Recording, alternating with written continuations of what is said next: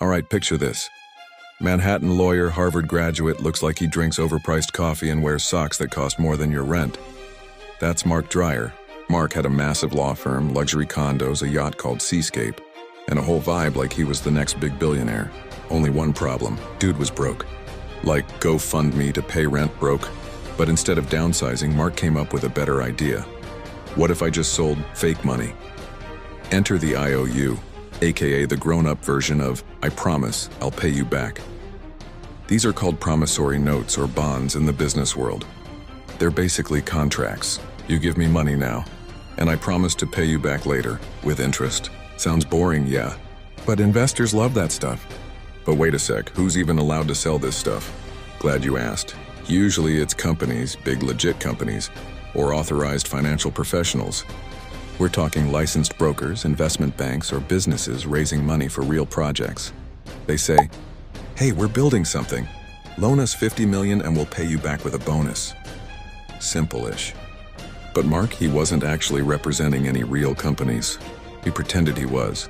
He forged documents, faked email chains, and even rented office spaces to look like he was closing deals for billionaires.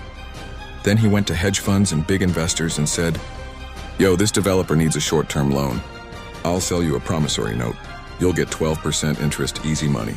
They wired him tens of millions. But the company's fake. The loan's fake. The repayment's also fake.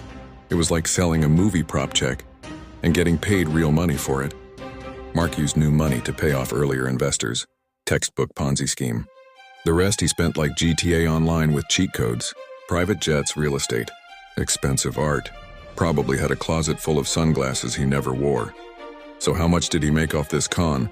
Roughly $380 million. That's more money than some countries have in their savings account. Eventually, Mark messed up. He flew to Canada, pretended to be someone else to close another fake deal. And a receptionist was like, this feels shady. She called the cops, boom. Arrested, FBI picked him up in New York. Game over. Now the real question, could someone still pull off a scam like this today? Nope, not like that. After Dreyer and, well, a whole global financial meltdown, the rules got tighter. Investors double-check everything now. There are regulations, digital trails, and way less blind trust just because someone wears a suit and says, I'm a lawyer. So thankfully, the classic fake bond hustle, dead. Scammers have moved on to other stuff, like crypto rug pulls and fake NFT drops. But Dreyer's playbook is retired. Bottom line, Mark Dreyer used trust, status, and forged paperwork to steal hundreds of millions with IOUs that weren't real. He scammed the elite, lived large, and now he's sitting in